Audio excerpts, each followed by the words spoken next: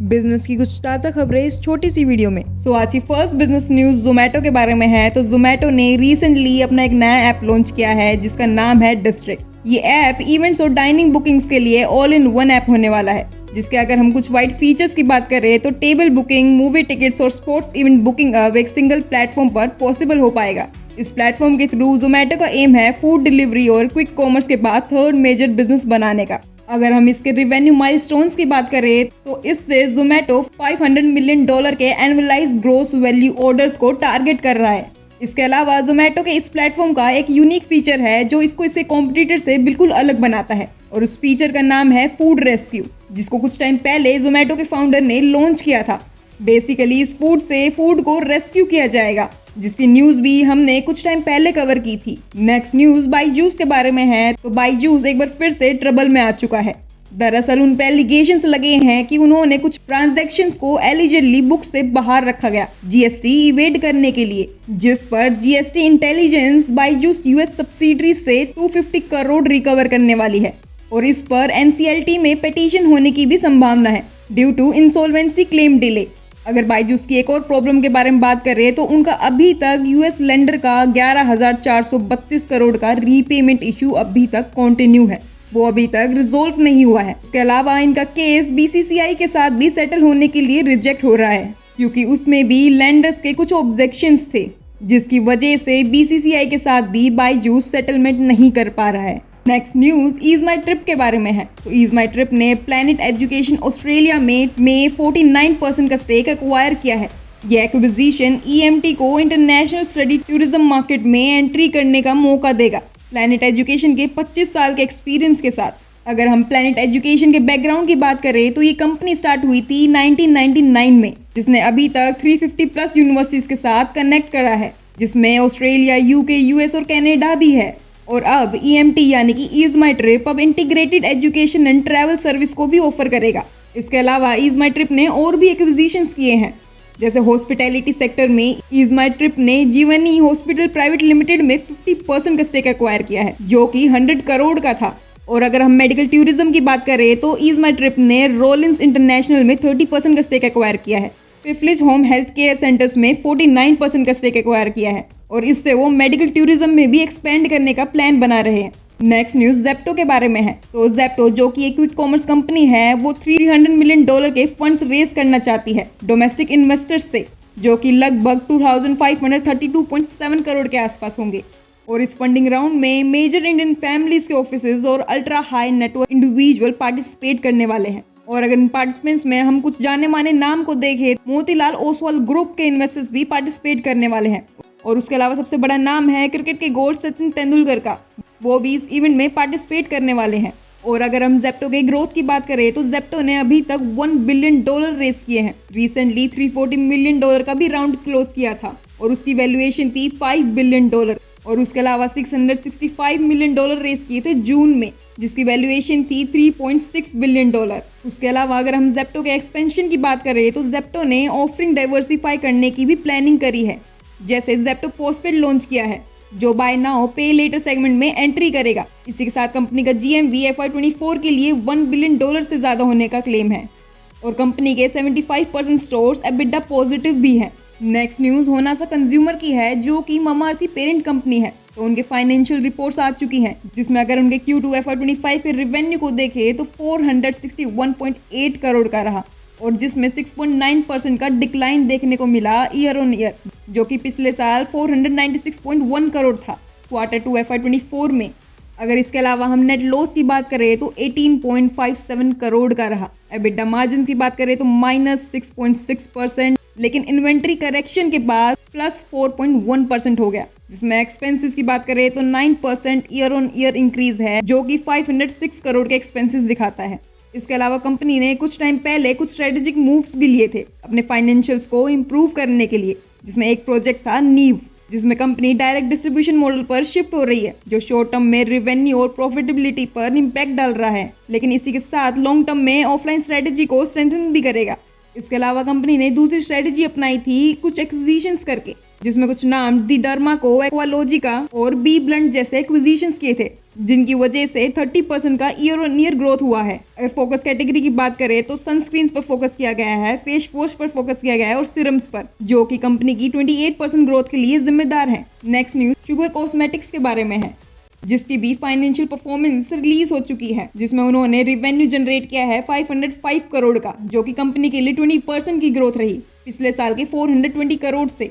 अगर हम शुगर के टोटल रेवेन्यू की बात करें, जो कि इंटरेस्ट को मिला के है, वो है 515 करोड़, जिसमें 10 करोड़ का इंटरेस्ट है और 2.5 करोड़ का एक्सपोर्ट सेल्स भी है।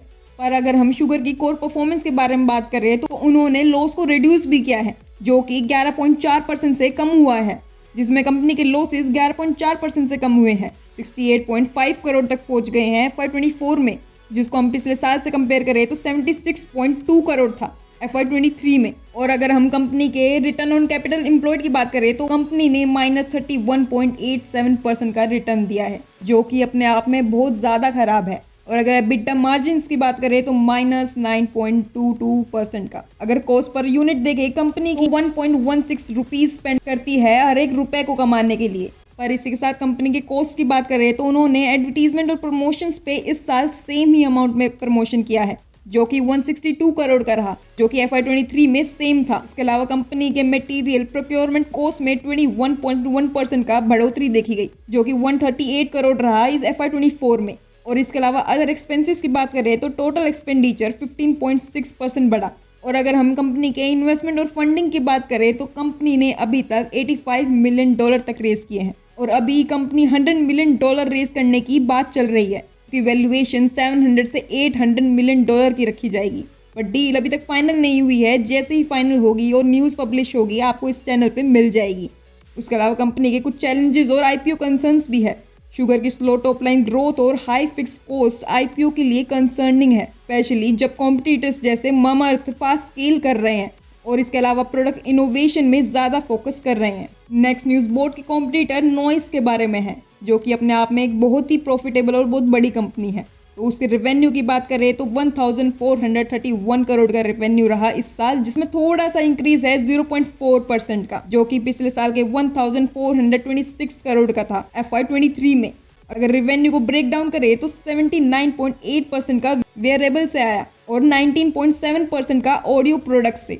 और इसके अलावा स्क्रैप, सर्विसेज और इंटरेस्ट इनकम के साथ टोटल रेवेन्यू 1440 करोड़ का रहा। अगर हम नॉइस के प्रोक्योरमेंट कॉस्ट को देखें इस साल की तो 989 करोड़ का रहा, जो कि टोटल एक्सपेंडिचर का 67.7% है। अगर एम्प्लॉय बेनिफिट की बात करें तो 53% का बढ़ोतरी देखी गई, जो कि 78 करोड़, जिसमें 6 करोड़ के ई-सॉफ्ट कोर्स भी इंक्लूडेड है।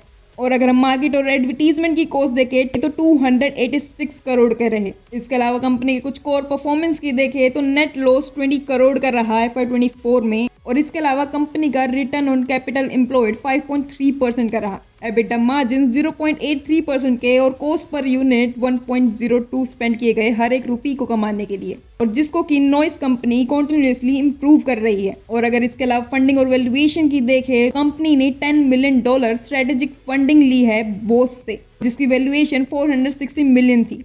पर अगर हम नॉइस के मार्केट चैलेंजेस की बात करें तो नॉइस की सेल में 13.9% का डिक्लाइन देखने को मिला है IDC रिपोर्ट के मुताबिक, जो इंडिया के वेरिएबल मार्केट में पहली बार 10% का डिक्लाइन शो करता है Q2 FY24 में। अगर कॉम्पिटिटर्स की बात करें तो बोट की इस साल फ्लैट ग्रोथ रही थी, जिसकी न्यूज हमने पहले वाली वीडियो में कवर की थी। चलिए अब बात करते हैं इंडिया के सेस इकोसिस्टम के बारे में। उसमें क्या क्या अपॉर्चुनिटी है और कितना शिफ्ट है ये देखते हैं। तो इंडिया में सेस का मार्केट 2030 तक $70 बिलियन क्रॉस करने का एस्टिमेशन है, जो कि इस वक्त $14 बिलियन का है। इस ग्रोथ के एनुअल रेट 31% है। और पोस्ट पैंडेमिक डिजिटल अडॉप्शन ने सेस स्टार्टअप्स के लिए ज्यादा अपॉर्चुनिटीज क्रिएट की है। और अगर हम इसके कुछ प्लेटफॉर्म्स की बात करें तो इसके प्राइम एग्जांपल हो सकते हैं जोहो और फ्रेशवर्क, जो कि मल्टीपल इंडस्ट्रीज के लिए सॉल्यूशन प्रोवाइड करते हैं। इस पर्टिकुलर कैटेगरी में 72.9% की फंडिंग ली गई थी, जो कि $20 बिलियन में थी, और ये 2014 से 2024 तक थी। और अगर हम इसमें AI का रोल देखें तो जनरेटिव AI सेस को रिवोल्यूशनाइज कर रहा है, specially software testing, cyber security और प्रेडिक्टिव एनालिटिक्स में। ये टेक सेस प्लेटफॉर्म्स को स्पेशलाइज सॉफ्टवेयर बनाने में हेल्प करती है, जो कि बिजनेसेस को डिसीजन मेकिंग और एफिशिएंट बना रहा है। इसके अलावा सेस प्लेटफॉर्म की फंडिंग बूम के बारे में बात करें तो 2021 से लेकर 2022 में पीक पर था, लेकिन 2023 में 71% का डिक्लाइन देखने को भी मिला। फिर भी इन्वेस्टमेंट सेगमेंट में AI ड्रिवन सेस प्लेटफॉर्म के लिए पॉजिटिव ग्रोथ है, खासकर उन कंपनीज के लिए जो क्लाइमेट टेक और एग्रीटेक सेक्टर में काम कर रही है। और अगर इसके अलावा ग्लोबल एक्सपेंशन की बात करें तो इंडिया के सेस यूनिकॉर्न्स के हेडक्वार्टर्स अब्रॉड में भी है, लेकिन अब इंडिया का मार्केट भी ज्यादा अट्रैक्टिव हो रहा है और इसमें बेंगलोर सेस फंडिंग के लिए टॉप हब है, जहां $8.6 बिलियन रेस किए गए हैं पिछले 10 सालों में, जो कि अपने आप में एक बहुत ही बड़ा नंबर है। बाद इस लिस्ट को फॉलो करते हैं मुंबई और फिर दिल्ली NCR। तो चलिए अब बात करते हैं कुछ इंटरनेशनल न्यूज के बारे में। तो सबसे पहले बात करते हैं यूरोप के AI एक्ट के बारे में, जिनकी स्पेकुलेशंस मार्केट में चल रही हैं। तो यूरोप के AI एक्ट में एक रिस्क बेस्ड AI फ्रेमवर्क अब इम्प्लीमेंट होने के बिल्कुल करीब है। बिजनेसेस के लिए नए रूल्स के कंप्लायंसेस के डेडलाइंस रोल आउट होने वाले हैं। यूरोप के ये रूल्स AI सेफ्टी, ट्रांसपेरेंसी और अकाउंटेबिलिटी पर फोकस करेंगे। अगर रिस्क लेवल की बात करें तो AI सिस्टम को हार्म के बेसिस पर रिस्क लेवल में कैटेगराइज भी किया जाएगा। और अगर हम इसके ग्लोबल इम्पैक्ट को देखें तो AI इंडस्ट्री प्रैक्टिसेस पर इसका वर्ल्ड वाइड इफेक्ट एक्सपेक्टेड है, जिसको मार्केट तब प्रिडिक्ट कर पाएगा जब ये AI एक्ट पास होगा। नेक्स्ट न्यूज ट्रम्प के बारे में है, उनके कुछ इम्पैक्ट के बारे में है जो कि डिसेंट्रलाइज फाइनेंस की ग्रोथ पर इम्पैक्ट डाल सकते हैं। तो ट्रम्प लेड पॉलिसीज से डिसेंट्रलाइज फाइनेंस के अडोप्शन मेन स्ट्रीम हो सकता है। सपोर्टिव ब्लॉकचेन्स और क्रिप्टो करेंसीज में डेवलपमेंट एक्सपेक्टेड है, क्योंकि decentralize finance policies US economy में एक इम्पोर्टेंट रोल प्ले कर सकती है, पर इसी के साथ इस सेक्टर की ग्रोथ क्लियर और फेयर रेगुलेशंस पर डिपेंड करेगी। पर इसी के साथ इस सेक्टर में कुछ फ्रॉड और लैक ऑफ ओवरसाइट जैसे रिस्क भी हैं, जिनको अगर रिजोल्व नहीं किया गया तो ये एक बहुत बड़ा ब्लंडर बन सकता है। नेक्स्ट न्यूज टिकटॉक के बारे में है। तो टिकटॉक का ग्लोबल रेवेन्यू 23% तक बढ़ गया है, जिसमें वर्ल्ड वाइड मार्केट ने सबसे ज्यादा कंट्रीब्यूट किया है। डोमेस्टिक से ज्यादा अब इंटरनेशनल मार्केट से रेवेन्यू आने लगा है, जो कि टिकटॉक को एक स्ट्रॉन्ग इंटरनेशनल प्लेयर बनाता है। और ये ग्रोथ इस चीज के बाद है जबकि ये इंडिया जैसी बड़ी इकोनॉमी में बैन है। तो इससे आप ये अनुमान लगा सकते हैं कि लोग इसको किस लेवल पे यूज कर रहे हैं। नेक्स्ट न्यूज US के बारे में है। तो US ने क्रिप्टो क्राइम्स पर फोकस कम कर दिया है।